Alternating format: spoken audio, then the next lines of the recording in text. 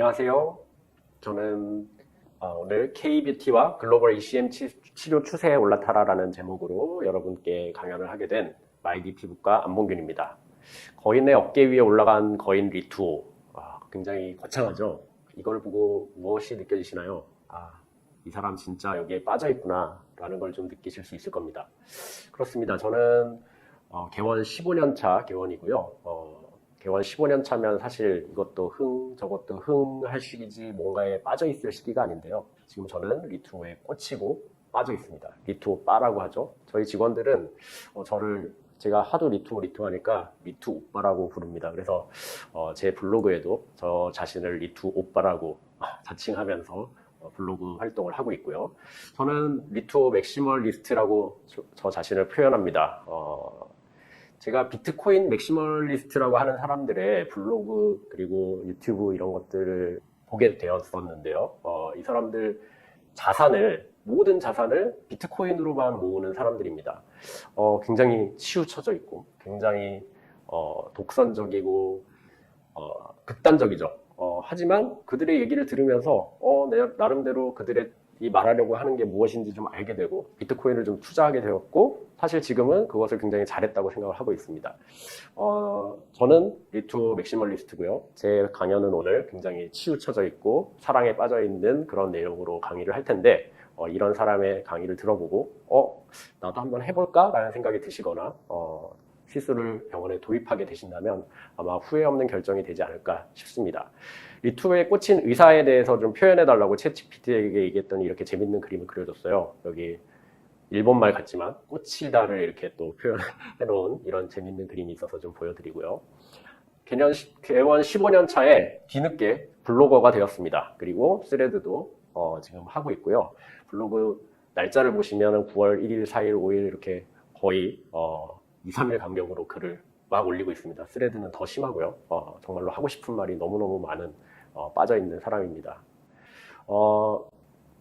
그럼에도 불구하고 제가 리투오에 빠지게 된 계기는 굉장히 아이러니한데 과거에 대한 회한과 후회 때문입니다. 제 개원시 주 종목은 지방이식, 필러, 보톡스, 실 리프팅 같이 저돌적이고 침습적이고 드라마틱한 결과를 추구하는 타입이었습니다. 저희 병원에는 이렇게 수술방이 있고요. 여전히 수면 마취 같은 것들을 하는 좀 어그레시브한 시술을 잘 하는 의사에 속합니다. 이러다가 2014년도 애증의 리쥬란이 출시가 되죠. 저는 그 당시 항노화학회에서 활발히 활동하던 터라 거기에서 하는 총 5개 병원에서 진행한 리쥬란에 대한 승인 후 시판 전 임상시험에 참여할 기회를 얻게 되었습니다. 거기에서 저만 유일하게 부정적인 리포트를 냈어요. 힐러라고 하는데 힐링이 되는 필러라고 하는데 볼륨은 안 차오르는 것 같고 드라마틱한 결과는 없는 것 같고 좋은 컨셉인 건 맞는데 애매한 결과를 왠지 말로 커버해야 되는 시술로 느껴졌습니다. 그래서 공부도 안 하고 도입도 안 하고 5년 이상의 세월을 내가 한국에서 리쥬란 제일 먼저 한 사람이야. 근데 별로 그거 효과 없어 라는 막말을 하면서 시간을 보내고 있었죠. 어떻게 됐죠? 리쥬란은 스킨 부스터의 붐을 타고 떡상을 하게 되었습니다. 지금은 제가 하고 있을까요? 닥치고 열심히 하고 있죠.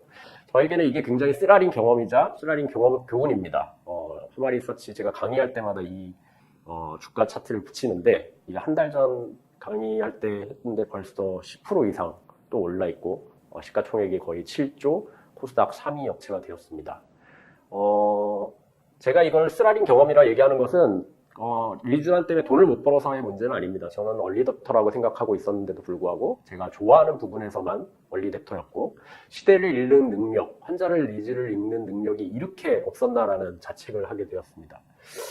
또 쓰라린 교훈을 얻게 된 것은 제가 그동안 환자를 우매하고 계몽의 대상이라고 생각하고 있었던 마음이 있었다는 겁니다. 더 이상 의료 치료 정보의 방향이 의사에게서 환자만으로 전달되는 시대가 아니고 이제는 환자에게서부터 역방향의 압력으로 병원이 시술을 도입해야 되는 시대로 바뀐 거죠. 근거 중심, 뭔가 증거를 찾을 수 있고 결과를 볼 수 있는 의료 중심에서 환자 개개인의 주관적, 정서적 경험이 더 중요한 시대가 되었다는 것을 저는 인지하지 못하고 있었던 겁니다. 저는 이것을 미용시장의 성숙이라고 표현합니다. 예전에 있었던 것 중에 사라진 게 많죠. 명절 전에 점 잡티 빼려고 우글우글 몰려있던 환자들도 지금은 찾아보기 어렵고 보톡스 옛날에 너무 짧게 가요 빡 놔주세요 해서 주름 하나 없게 한 6개월 이상 가게 빡빡 놓다가 요즘은 그렇게 놓지 않습니다. 필러, 이마, 앞광대 볼록하고 콧대 세우고 애교살, 턱, 팔자는 없애가지고 중안면 길어지고 이런 추세가 있었지만 지금은 이런 전형적인 페이스에 대한 공포감, 필러 퍼티그라고 하기도 하고 오버필드 신드롬이라고 하기도 하는데 이런 필러에 대한 거부감 때문에 이제는 환자들한테 필러라는 얘기를 꺼내기도 어려운 시대가 되었습니다. 예전에 최고 인기 시술은 제가 개원했을 때마다만 해도 지방이식과 흡입이 가장 인기 있는 시술이었는데 지금은 지방이식 잘 안 하죠. 지방 흡입을 하는 대신에 위고비와 마운자로가 지금 그 자리를 대체하고 있습니다. 근거 중심의 의학에서 이제는 주관적, 정서적 경험을 중시해야 되는 시대로 바뀐 겁니다. 저는 환자들한테 샤넬 화장품 그거 그 가격만큼 효과 없어요. 그냥 피부과 치료하세요라고 말하곤 했는데 이제는 샤넬 화장품을 사는 그 고객들의 마음을 이해해야 하는 시대가 되었다고 생각을 하는 것입니다. 그리고 이것이 마음에 들지 않더라도 그쪽으로 가는 것이 맞다고 생각을 합니다. 왜냐하면 추세가 그쪽으로 가고 있고 저는 그것을 성숙이라고 표현을 합니다. 잡티 옛날에는 다 하나도 없이 없애는 게 미덕이었죠. 지금은 온갖 광고에서도 이렇게 자신의 주근깨나 잡티를 드러내고 그것을 개성으로 생각하는 사람들도 많아졌습니다. 몰개성한 얼굴들, 모든 얼굴들이 비슷비슷해지는 지방 이식 페이스나 이 필러 페이스에 대한 두려움, 그리고 그거에 대한 거부감, 그리고 즉시 효과를 꼭 빨리 얻어야 된다는 그런 강박관념에서부터의 반동이 이 미용 시장의 성숙을 또 견인하고 있습니다. 이 스킨 부스터라고 하는 분야는 이 미용 시장의 성숙의 상징과 같은 치료라고 저는 생각을 합니다. 키워드는 안전, 건강, 그리고 개성을 빼앗기지 않는, 개성을 존중하면서 재생, 회춘, 그리고 즉시 효과가 아닌 효과를 기다릴 수 있는, 인내할 수 있는 그런 마음가짐, 이런 것들이 스킨 부스터 그리고 미용 시장의 성숙의 키워드라고 볼 수가 있습니다. 이 스킨 부스터 치료는요, from Korea입니다. 한국에서부터 시작됐어요. 제품도 오늘 말씀드릴 리투, 리쥬란, 주베룩 모두 한국의 제품입니다. 논문을 찾아보잖아요. 스킨 부스터를 쳐서 제일 처음에 나오는 논문들 다 한국 사람들이 퍼스트 저자인 논문들입니다. 시술을 하는 의사들의 실력 세계 최고로 한국이 잘하죠. 스킨 부스터는 그야말로 메이드 인 코리아인 시술입니다. 제가 좋아하는 이도영 원장님의 유튜브인데 K-뷰티를 타고 있는 이 스킨 부스터를 K-주사라고 이름을 붙였는데 저는 굉장히 마음에 듭니다. 이 K-주사라는 것이 앞으로 이 한국의 미용 시장을 이끌어 나갈 중요한 동력이 될 거고요. 최근에 킴 카다시안이 한국에 와서 아마 줄기세포 치료를 꼭 받은 것 같고 리쥬란을 했다, 리투오를 했다 말이 많은데 아무튼 스킨 부스터 치료를 하고 간 것은 맞는 것 같습니다. 이렇게 한국에서부터 세계를 향한 흐름이 형성되고 있습니다. 이 시장은 K-뷰티 시장의 대표 주자라고 볼 수 있고 각 리서치 기관들이 이 시장의 확신을 하고 있습니다. 아직 열심히 안 하고 계신가요? 왜 안 하시죠? 성숙이고 추세이고 트렌드입니다. 게다가 메이드 인 코리아인 시술입니다. 역사를 보면 저는 그 오리진이 메조세라피에서부터 온 것이라고 보고 있고요. 가장 성공한 스킨 부스터는 메조보톡스라고 생각을 합니다.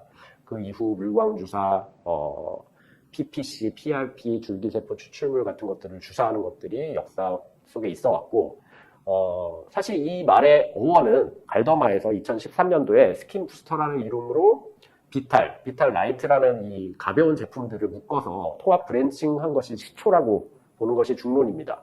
하지만 이 스킨 부스터라는 이름을 실제로 부스팅 시킨 것은 주사가 불가능한 화장품 허가 제품들이 불법으로 주사가 열심히 된 이후에 부스팅이 되었죠. 대표적인 제품 샤넬 주사라고 하는 이 필로르가의 제품 그리고 여러 가지 엑소점들 이런 것들이 사실 스킨 부스터의 붐을 띄운 제품들이라고 할 수 있습니다.